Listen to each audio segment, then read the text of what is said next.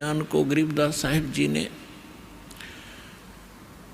कि यदि आप किसी मित्र को, बहन भाई को या कोई और निकट के संपर्क वाले को कुछ बताना चाहोगे इस ज्ञान के बारे में, वो कति सुनने को तैयार नहीं, क्योंकि मन है उसके अंदर प्रभावी है, हैवी है मन। और उसी व्यक्ति को कोई ये कह दे, कहाँ जाते हो भाई, कि मैं जाता हूँ अमरनाथ पे, और उसको ये कह दे कि केदारनाथ पर जाने से बहुत लाभ होता है, तो पूछेगा कब जाएगा, मुझे भी ले चलना, नो ऑब्जेक्शन। कोई सोमवार का व्रत रखता है तो उसको कोई ये कह दे कि शुक्रवार का व्रत बड़ा बेनिफिट देता है, अच्छा बता कैसे करना होता है तुरंत मान जाएगा। तो यहाँ परमात्मा कहते हैं मैं तो दे दी बालम बैरे नू और संसारी दी गल्ला चीने। आम आदमी कह दे वो मान ले, और ना बूझ जाए सब जो गहरे नू, इस गहरे ज्ञान को नहीं पूछना चाहता, ना समझना चाहता। तो क्या बताते हैं, संसारी दी गल्ला चीने नहीं बूझे शब्द जो गहरे नू, ये मुर्दों से ती प्रीत लगावे न जाने सतगुरु मेरे। अब जैसे प्रत्येक गांव में किसी तालाब के ऊपर या किसी अन्य स्थान पर कोई संत साधक मर गया, मृत्यु को प्राप्त हुआ, उसकी यादगार बना ली, वह माथा टेकन लग गए सारे, पूरा गांव का गांव। अनोखा हमारे तो दादा लाई पूजा है यार, अरे कोई विवेक तो लो। देखो जैसे ठीक है वो संत अच्छे होंगे जो आज तक पूज्य हैं, लेकिन उस समय जो उस जीवित समय में उसके जैसा भी वो संत था, जैसी भी भक्ति साधना थी उसके पास, तो उससे उस समय लाभ तो मिल सकता था जब वो वर्तमान में था। अब तो वैसे उसकी महिमा वैसे ठीक आदर करते रहो, लेकिन मोक्ष कति नहीं, लाभ नहीं मिलेगा। जैसे कोई डॉक्टर है, वैद्य है, और वो बहुत अच्छा वैद्य था और खूब अच्छी दवाई देता था, रोग नाश कर देता था, ठीक है, तो उस समय जो उसके संपर्क में आए तो उनका वो लाभ मिला। उसकी मृत्यु होगी, मृत्यु के बाद उसकी यादगार बना दी, और वहाँ फिर अब कोई जावे उस वैद्य से ये कहने कि वैद्य जी मेरा मलेरिया हो गया, दवाई बताइयो, वह वैद्य की मूर्ति वह दवा काम नहीं कर सकती जो ओरिजिनल जीवित कराया करता था। तो यह भूल मारा ईब तई लाग रही थी, अब मिटेगी। तो क्या कहते हैं, मुर्दों से ती प्रीत लगावे ना बूझे शब्द जो गहरे नू, मुर्दों से ती प्रीत लगावे ना जाने सतगुरु मेरे नू, मैं तो दे दी है बालम बैरे नू, मैं तो दे दी है बालम बैरे नू। फिर क्या बताते हैं, श्वेत छतर सिर मुकुट विराजे, निराकार निराकार का ढोल पीट रखा था। कहते उस सफेद अरस कुर्स पर सफेद गुम्मट है, जहाँ सतगुरु, जहाँ परमात्मा का डेरा, वहाँ एक बहुत बड़ा सुंदर महल है परमात्मा का, उस बहुत सुंदर गुम्बज टाइप है, उसके अंदर परमात्मा विराजमान है, सिंहासन के ऊपर सिर पे मुकुट है, और ऊपर श्वेत छत्र परमात्मा के तना हुआ है।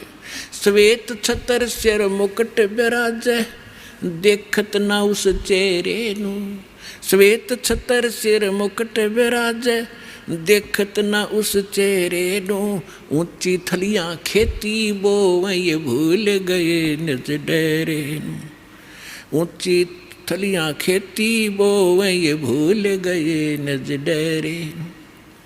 अब क्या बताना चाहते हैं कि परमात्मा साकार है, मनुष्य दृश्य है, सभी सदग्रंथों से दास ने प्रमाणित कर दिया आपके समक्ष। और जिन महापुरुषों ने भगवान मिले, सचखंड लेकर गए अपने निज स्थान पर, फिर उनको वापस छोड़ा, उन्होंने अपनी अमृतवाणी में एफिडेविट दे रखा है कौन है भगवान, कहाँ रहता है, कैसी सूरत है और क्या नाम है उसका। तो इन सभी प्रमाणों से आपको सिद्ध हो जाएगा कि कौन है भगवान और कैसी लीला करता है वो मालिक। तो यहाँ क्या बताते हैं कि आप जी जो साधना कर रहे हो, अन्य देवी देवताओं के पूर्ण परमात्मा की भक्ति ना करके किसी भी ब्रह्म की, पर सरपुरुष की, अक्षर पुरुष की, ब्रह्मा विष्णु महेश की, या दुर्गा या निरंजन की। तो ये तो ऐसी साधना है जैसे कोई किसान ऊंचे स्थान पर, थली पर, पहले वर्षा पर आधारित थे सभी मानव समाज, और उस समय गरीबदास जी ने भी किसान थे। गरीबदास जी जाट ग्रुप में, जाट जाति से थे, और अपने वहाँ के साथी जो किसान थे उनको भी समझाना था। इसलिए बता रहे हैं कि जो मैं भक्ति बता रहा हूँ जिस भगवान की, उसकी साधना ना करके आप अन्य जो साधना कर रहे हो ऐसी है जैसे ऊंची थलियों पर, ऊंचे स्थानों पर बीज बो दिया, खेती कर ली, और जब थोड़ी बहुत वर्षा हुई तो वो उस थलियों का पानी एक समतल स्थल पर, डहर बोलते थे उसको, डहर, वहाँ आकर इकट्ठा हो जाता था, और उस स्थान को, डहर के अंदर पानी, वर्षा भी और आसपास के ऊंचे क्षेत्र का उसी में आ जाता था। और उसमें जब बोई जाती थी फसल, जैसे ऊंची थलियों पर बोई हुई तो वो होती ही नहीं थी, और डहर में बीजा हुआ 1 एकड़ में मनमाने 50 मन कनक हो जाती थी, और ऊंची थलियों पर 2 मन की भी नहीं होती थी मुश्किल से। तो क्या बताते हैं गरीबदास साहब जी, एक फॉर एग्जाम्पल बता रहे हैं कि तुम ऊंची थलियाँ खेती बो, भूल गए निज डेरे नू। इस परम पिता परमात्मा सतपुरुष कबीर साहब की भक्ति ना करके आप अन्य देवी देवताओं की भक्ति करके ऐसी लाभ उठा रहे हो जैसे ऊंची थली पर खेती करने वाले किसान को कोई लाभ नहीं होता। और जो डहर में बीज बोता है, प्रयत्न दोनों एक जैसा ही करते हैं, तो उस डहर वाली यानी उपजाऊ ज़मीन में और समतल ज़मीन में घना लाभ होता है। तो ये समझाना चाहते हैं कि जो साधना हम बताते हैं वो तो डहर समझो। अब फिर बताते हैं,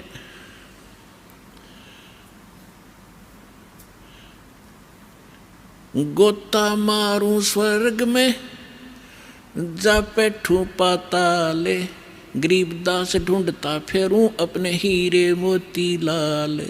चारों युग में मेरे संत पुकारे, और कूक कहा हम हेल रे, हीरे माणिक मोती बरस, ये जग चुगता ढेल रे।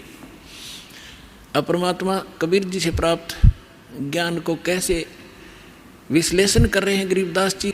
कबीर साहब बता रहे हैं कि चारों युगों में मैं आया, अच्छी आत्माओं को मिला, उनको तत्व ज्ञान और यथार्थ स्थान से परिचित करवाया, सतभक्ति से परिचित कराया, और ये चारों युग में संत पुकारे और कूक कहा हम हेल रे, हीरे माणिक मोती बरसे, ये जग चुगता ढेल रे।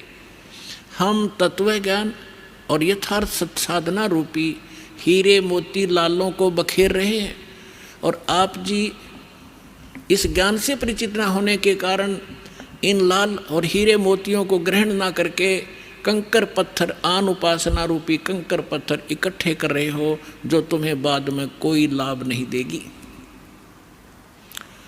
उसी को यहाँ प्रमाणित कर रहे हैं।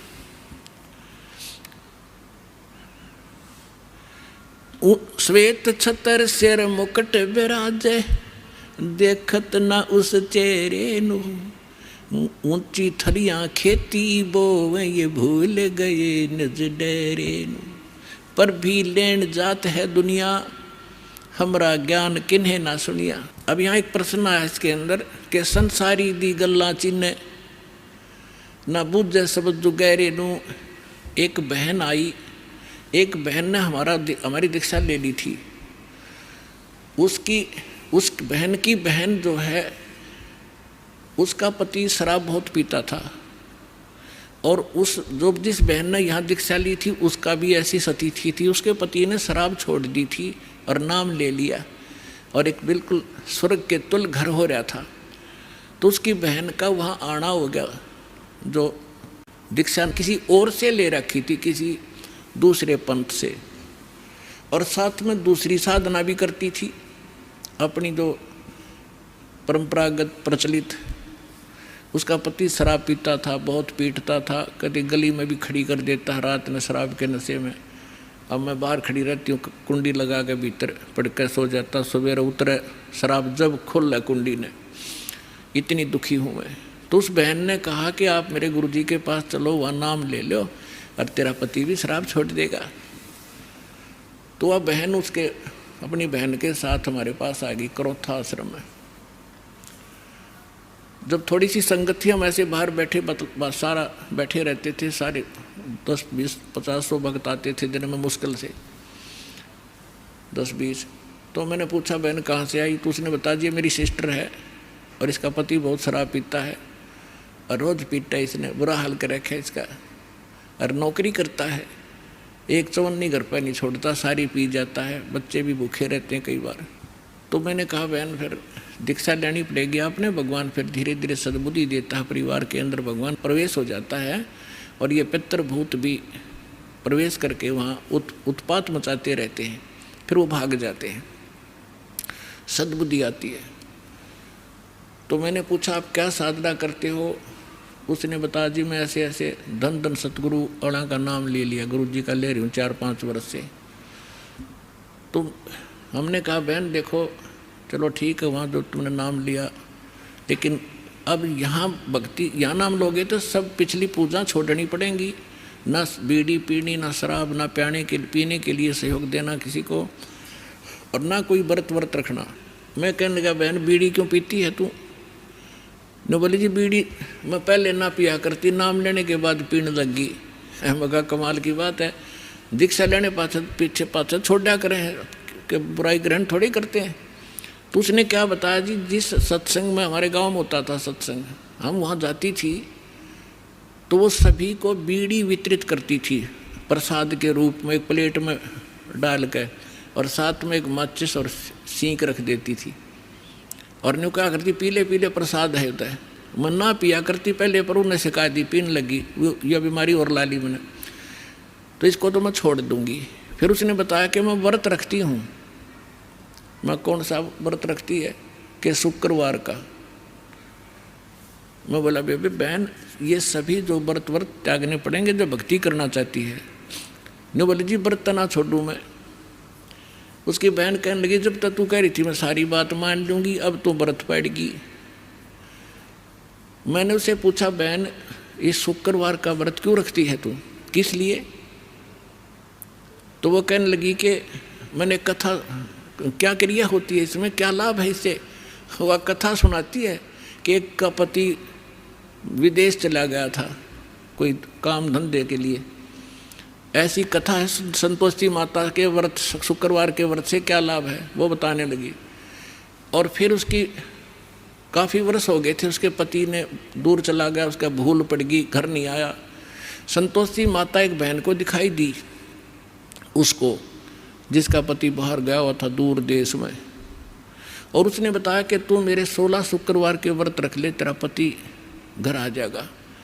तो उसने 16 शुक्रवार के व्रत रखे और 16वां शुक्रवार का जो व्रत था उसका पति घर आ गया, इसलिए उसकी पूजा करती हूँ। और मैं 13 रोज आवर रोज गड़े तो गड्ढे की शुक्रवार के व्रत ने अकल की चोर। चलो उसका तो पति दूर चला गया था, उसकी तो बुला लिया उसकी संतोषी माता ने, तेरा तो डेली आवर डेली गड़े तने, और फिर भी शुक्रवार का व्रत है कल तुम्हारे अंदर। तो यहाँ परमात्मा कहते हैं कि संसारी दी गल्ला चीने ना बूझे शब्द जो गहरे नु, सच्चाई से परिचित ना होना चाहते हैं, और ऊंची थलियाँ खेती वो ये भूल गए निज डेरे नु। फिर क्या बताते हैं कि ये संसार समझदा नहीं कहंदा श्याम दोपहरे नु। अपने आत्माओं 7-8 सत्संग यहाँ से हुआ था। भाई तन दर सुखिया कोई ना देखा, जो देखा सो दुखिया हो, उदय अस्त की बात करते हैं, मन सबका किया विवेका हो, सबका किया विवेका हो। यहाँ पर कहते हैं झूठे सुख को सुख है ये मान रहा मनमोद, ये सकन से बिना काल का कुछ मुख में कुछ गोद।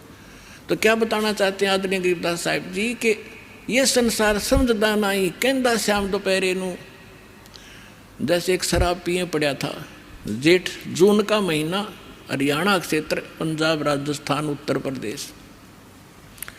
इसमें जून के अंदर एक भयंकर गर्मी गिरती है और शराब पी कर बाहर पड़ा बिल्कुल मैदान में, और उसका साथी कहता है कि उठ ले भाई, बहुत दुखी है तू, मुंह में झागा रे, पसीना पसीना, रेते में लेटा हुआ है, उठ तुझे छाया में लेटा देता हूँ।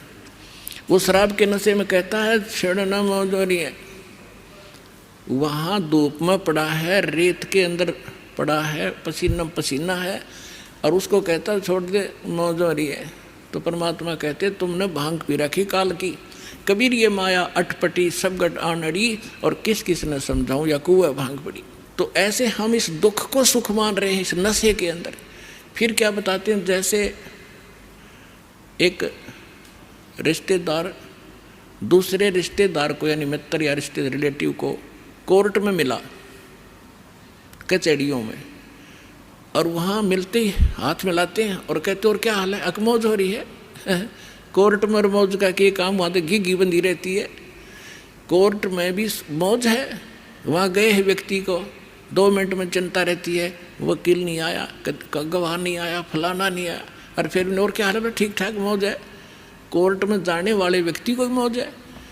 फिर हॉस्पिटल में गया, किसी का कोई बच्चा बीमार था, मित्र आए वहाँ मिलने के लिए। अब उससे पूछते हैं और ठीक है, अपना लड़का तो बीमार है बाकी मौज हो रही है, लड़का मरने को हो रहा है बाकी ठीक ठाक है। तो परमात्मा कहते हैं ये संसार समझदा नहीं कहंदा श्याम दोपहरे नो। जैसे जेठ का महीना और दोपहर के समय को, और कोई ये कहे कि ठंड सी लग रही है, तो उसने शाम देखी नहीं है। तो शाम के समय जो शीतलता होती है, तो दोपहर के समय वो धूप में जला हुआ भी ये कह रहा है कि कहंदा श्याम दोपहरे नू, यानी इस दुख को तुम सुख मान रहे हो, झूठे सुख को सुख कहे ये मान रहा मन मोदे, ये सकल चबीना काल का, कुछ मुख में कुछ गोदे।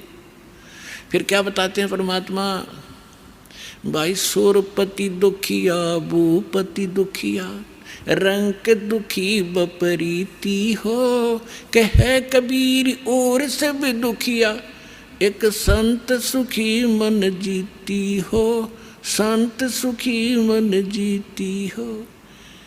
सुरपति देवताओं का राजा इंद्र भी दुखिया, और पूरी पृथ्वी का राजा भी दुखिया, और रंक तो स्वाभाविक दुखी, जो गरीब है वो तो दुखी है ही है।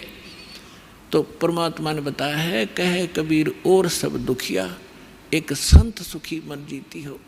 यानी परमात्मा की शरण में जो प्राणी आ जाएगा, पूरे सतगुरु की शरण में आने से, उस सच्चे परमात्मा की भक्ति करने से, उसको एक तो ज्ञान ऐसा प्राप्त हो जाता है कि वो संसारिक इन आडंबरों से दूर हो जाता है। उसको ज्ञान ऐसा निर्मल मिल जाता है कि ऐसा निर्मल ज्ञान है ये निर्मल करे शरीर, और ज्ञान मंडलीक है भाई चकवे ज्ञान कबीर।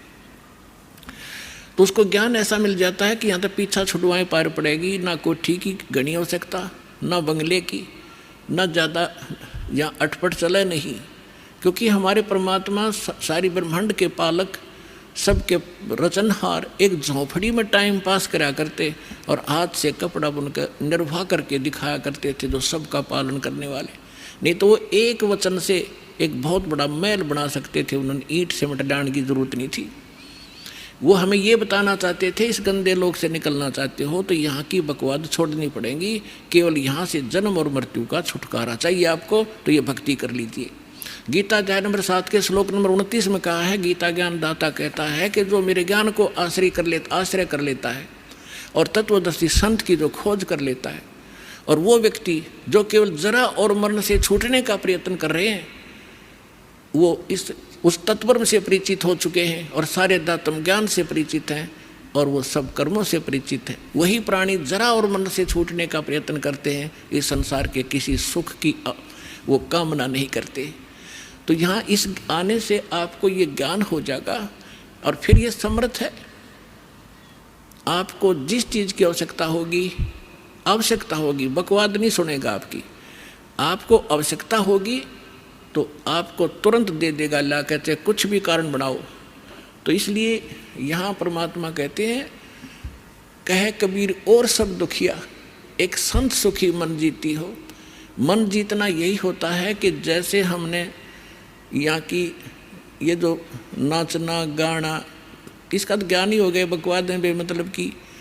अब नाच गा रहे हैं, ढोल पीट रहे हैं, डीजे बजा रहे हैं, अगले दिन दूल्हे की मृत्यु हो जाती है, टक्कर मार कर रो रहे हैं, बजा ले डीजे। तो यहाँ संत कहते हैं ना जाने, नानक साहब जी कहते हैं ना जाने काल की कर डारे, किस विध ढल जा पासावे, अर्जिना के सरते मौत खुड़क दी उन्होंने केड़ा हंसावे। जिनको मौत दिखाई देती है, जिनको जाना है यहाँ से, पता है कि ना जाने कब बिजली गिर जाएगी, तो वो ये बकवाद नहीं कराया करते। अब कोई भयंकर रोगी है और उसको पता है कि कैंसर हो गई है और कुछ दिनों का मेहमान है, उसको वो सुनियो डीजे और करके दिखाओ बकवाद, उसको तो उंगलियां पर दिन गिनने पड़ते हैं कब मौत होगी, कितने दिन का जीवन है। तो हम सबको कैंसर है। परमात्मा कहते हैं कि जग सारा रोगी आरे, जिन सतगुरु वैद न जाना, जग सारा रोगी आरे। जन्म मरण का रोग लगाया, तृष्णा बढ़री खांसी, और आवागमन की डोर गले में पड़ी काल की फांसी। तो हमने ये काल की फांसी दिखाई देनी चाहिए, और यहाँ से जब निकलने की जब श्रद्धा बनाएंगे तो हमारा मन जीता जाएगा, तब मन जीता जाएगा। इस ज्ञान से हम उल्टे हटेंगे और फिर परमात्मा साथ रहेगा। कहते हैं कल्पे कारण कौन है, कर सेवा निकाम, सेवा माने पूजा, और मन इच्छा फल दूंगा जब पड़े मेरे ते काम। तो इस प्रकार इस सत्साधना करने से आपका भी मोक्ष, आपके बच्चों का भी मोक्ष। और कबीर साहब ने ये वो समय वो है जो वचन पहले कहा था कि भक्ति बीज होगा जो हंसा, और तारों तास के इकोत्र वंशा। अब हजारों वर्षों तक ये सत्साधना चलेगी, पूरे विश्व में ये ज्ञान फैलेगा, या कोई सुखी नहीं है, चाहे कितना बड़ा अपने आप को प्रधानमंत्री मान रहा है, चाहे कितना वैभवशाली समझता है, उसने सपने में सुख नहीं है आज के युग में। तो इस ज्ञान से, इस भक्ति से आपकी आवश्यकता भी पूरी होगी और मन भाग जाएगा, आत्मा दृढ़ होगी, आपका मोक्ष होगा, सतलोक चले जाओगे, सदा सुखी हो जाओगे और रहना मर्यादा के अंदर।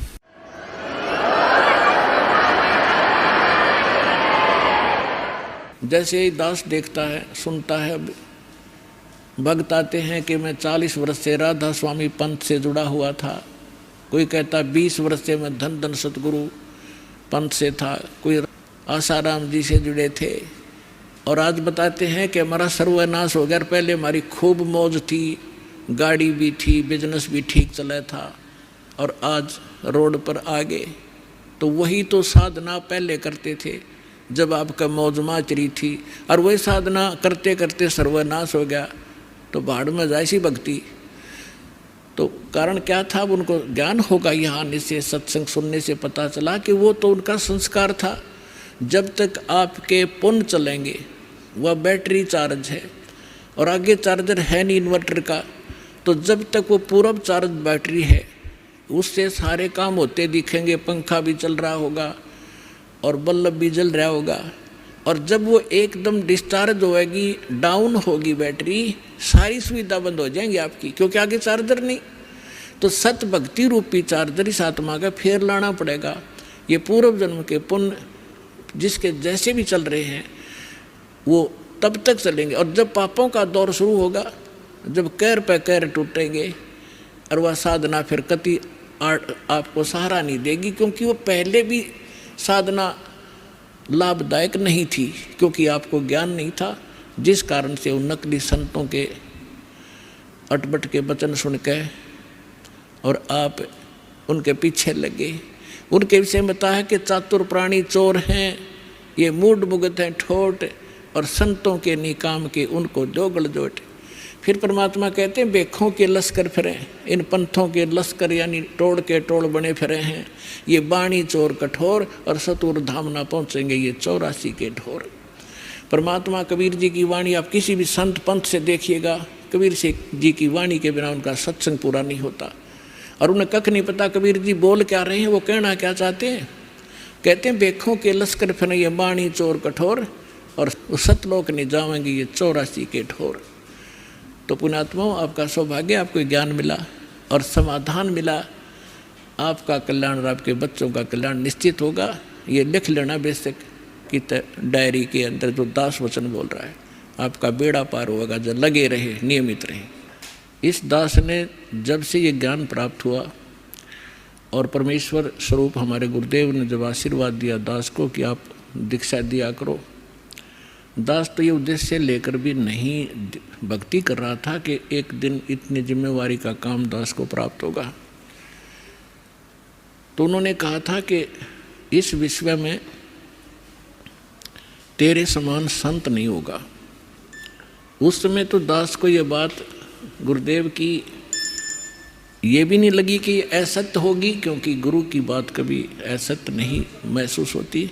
लेकिन ये अपनी औकात से मैं परिचित था कि मैं तो एक भगत भी पूरा नहीं था, और ये कह रहे हैं कि तेरे बराबर संत नहीं होगा विश्व में। कहते हैं सतगुरु बोले, संत बोले सहज सुबह और पलट दे ब्रह्मंड। पुण्यात्माओं, आपके लिए सारा काम हुआ है, आपका सौभाग्य है। तो कहते हैं ये संसार समझदा नहीं कहंदा श्याम दोपहरे नू। गलत साधना करते हैं, गलत भगवानों का आश्रय लिए बैठे हैं। कहते हैं इसी को सुख मान रहे हो, और मानव शरीर प्राप्त करके यदि ये सत भक्ति और ये सत साधना आपने नहीं की तो गरीबदास ये वक्त जाते रोगे इस पैरे नू। ये मनुष्य जीवन एक बार हाथ से छूट गया, ना जाने कितना भयंकर कहर आप पर टूट जाएगा। तो सौभाग्य आपका, आपको स्थान मिला, ये सच्चा नाम मिला और सच्चा ज्ञान मिला। भक्ति करो, औरों को भी समझाओ जो आपके संपर्क में आता है, पर प्यार से, क्योंकि प्रथम बार आपने भी ऐसा ऊट पटांग लगा होगा। जैसे कबीर साहब से गोरखनाथ जी से कबीर साहब ने कहा था कि गोरखनाथ में सबका गुरुआ, सबका गुरु हूँ मैं, सतगुरु हूँ, जगत गुरु हूँ। गोरखनाथ में सबका गुरुआ। तो गोरखनाथ जी ने कहा था कि तुम्हारा वचन मोह लग गए कड़ुआ, कि तू कैसे अपने आप को सबका गुरु बताता है। जगत गुरु कह रहा है कि धानक और जुलाहा।